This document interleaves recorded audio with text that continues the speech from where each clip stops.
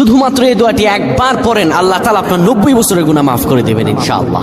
আপনার 90 বছরের গুনাহ মাফ হয়ে যাবে যদি মাত্র এই দোয়াটি যদি একবার পড়তে পারেন। আপনার ভাগ্য খুলে যাবে, রিজিকে বরকত আসবে, মনের ন্যাক আশা পূরণ হবে, আল্লাহ আপনার সব দোয়া কবুল করে দিবেন। সুবহানাল্লাহি ওয়া বিহামদি।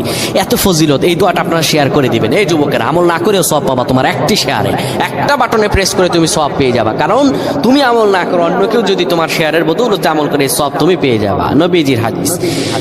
আমার ভাইয়েরা, আল্লাহর কাছে দোয়া করা, আল্লাহর কাছে দোয়া চাওয়া, এটি হলো মুমিনদের কাজ। আমার আল্লাহ বান্দাকে বলেন, বান্দারে উদউনি আস্তাজিব লাকুম, আমার কাছে চাও, আমার কাছে চাইলে আমি আল্লাহ তোমাকে দিয়ে দিব।